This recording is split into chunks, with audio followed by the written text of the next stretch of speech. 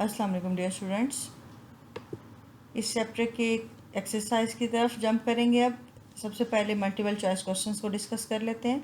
Multiple choice questions जो हैं उसको सॉल्व करने का वही मेथड है जो आप इससे पहले चैप्टर नंबर 5 के एक्सरसाइज को करने के लिए किया था।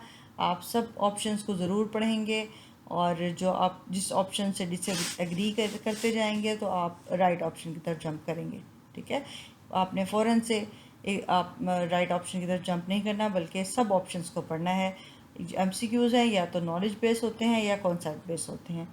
तो इसमें सबसे पहला जो है ये आपका नॉलेज बेस है। हमने सॉल्यूशन की जब 9 टाइप्स पढ़ी थी उसमें हमने मिस्ट पढ़ा था और मिस्ट हमने पढ़ा था लिक्विड इन गैस सोल्यूशन में। लिहाजा मिस्ट जो है वो लिक्विड इन गैस सोल्यूशन है। ये आपका नॉलेज बेस्ड क्वेश्चन है, आपने फ़ौरन से बता दिया। क्वेश्चन नंबर 2 और इसी तरह, लेकिन आप इसके साथ ऑप्शंस भी पढ़ेंगे। गैस इन लिक्विड नहीं है, इसमें लिक्विड का पोर्शन कम है और गैस का पोर्शन ज़्यादा है, यानी जो आपका लिक्विड है वो यहाँ पे एज सोल्यूट एक्ट कर रहा है और गैस जो है एज सॉल्वेंट एक्ट कर रही है। लिहाजा mist is liquid in gas solution. Okay, question number 2 is which one of the following is a liquid in solid solution? So liquid in solid solution यानी जिसमें solid की amount ज़्यादा है और liquid की अमाउंट कम है, यानी liquid जो है वो solute है। और तो आपकी फर्स्ट ऑप्शन जो है शुगर इसमें सल्यूट है, यानी आपका सॉलिड सल्यूट है, लिहाजा ये नहीं होगी। बटर आपको पता है एक हार्ड चीज़ है लेकिन इसमें वाटर कंटेंट होता है थोड़ी अमाउंट में, लिहाजा इस बटर में जो लिक्विड है वो वाटर है जो कि सल्यूट एक्ट कर रहा है, यानी ये इसकी ऑप्शन हो सकती है। ओपल मिक्सचर है सॉलिड्स का और फॉग मिक्सचर्स है लिक्विड का इन द गैस, तो ये भी नहीं होगा। लिक्विड इन सॉलिड की बेस्ट ऑप्शन जो है वो यहाँ पे बटर ही है, तो right option is butter. Okay, the question number 3 is the concentration is the ratio. आप ये भी आपका नॉलेज बेस्ड क्वेश्चन है। कंसनट्रेशन हमने कहा था सल्यूट और सोल्यूशन की रेशियो को। ठीक है, फर्स्ट ऑप्शन आपके पास सल्यूट सॉल्वेंट टू सल्यूट, तो ये नहीं था बल्कि सल्यूट टू सोल्यूशन की जो रेशियो थी उसको हमने कहा था डिनोमिनेटर में हमारे पास सोल्यूशन की अमाउंट थी और न्यूमरेटर में सल्यूट की अमाउंट थी। ओके जी, question number 4, which one of the following solution contain more water यानी कि कौन सा सोल्यूशन जो है वो मोर डाइल्यूटेड है। हमने पढ़ा था डाइल्यूशन ऑफ सोल्यूशन में जैसे जैसे आप वाटर ऐड करते जाते हैं वाटर की जो सोल्यूशन है उसकी मोलैरिटी कम होती जाती है और डाइल्यूट हो जाता है सोल्यूशन। तो यहाँ पे आपको शो किया गया, यानी मोलैरिटीज़ हैं। 2 मोलर सोल्यूशन जो है उसमें सॉल्ट की अमाउंट ज़्यादा है कंपैरेटिवली 1 मोलर सोल्यूशन से।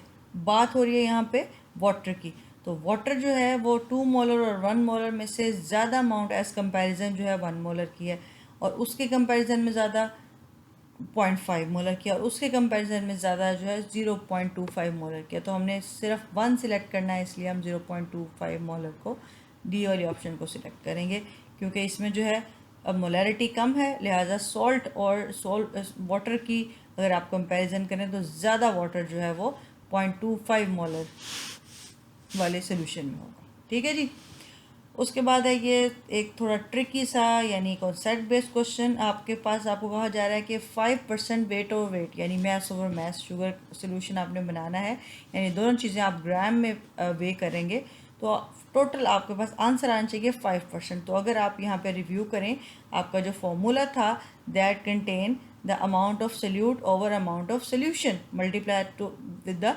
100। तो जब आप इसको देखेंगे कि आपके पास आंसर आना चाहिए 5।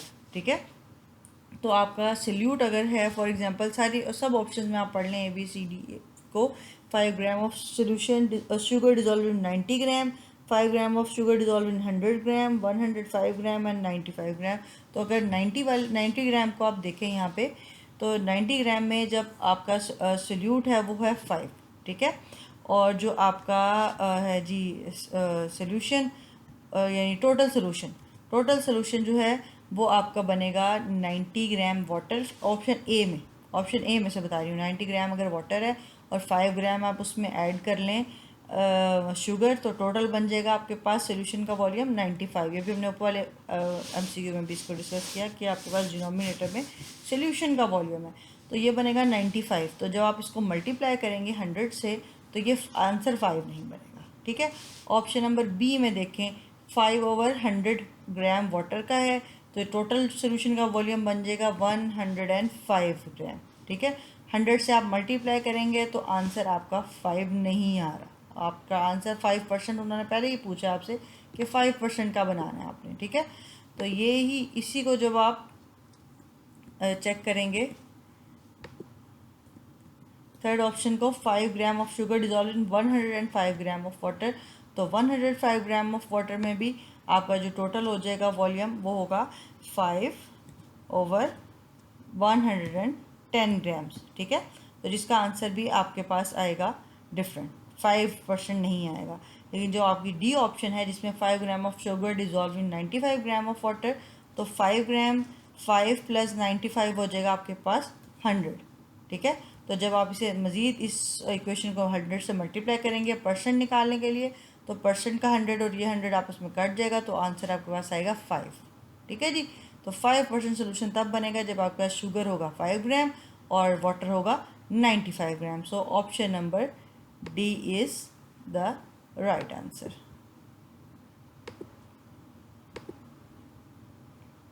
ये है जी आपके पास राइट आंसर। ठीक है जी,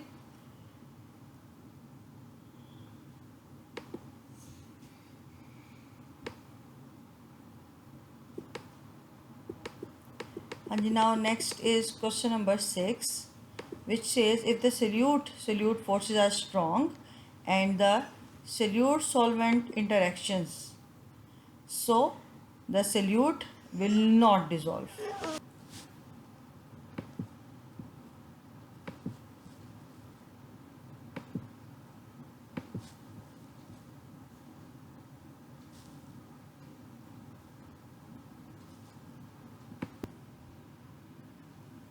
Does not dissolve is the right option.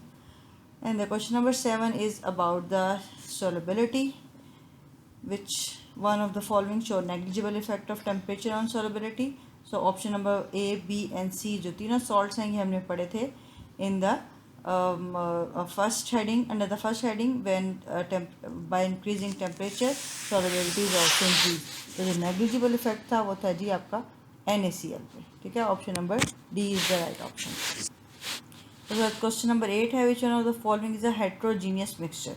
अच्छा, यहाँ पे थोड़ा सा इशू है कि मिल्क जो फर्स्ट ऑप्शन है वो भी एक्चुअली हेट्रोजीनियस मिक्सचर है, लेकिन उसकी विजिबिलिटी जो है वो होमोजीनियस है, इसलिए हम उसको यहाँ पे नहीं मार्क करेंगे।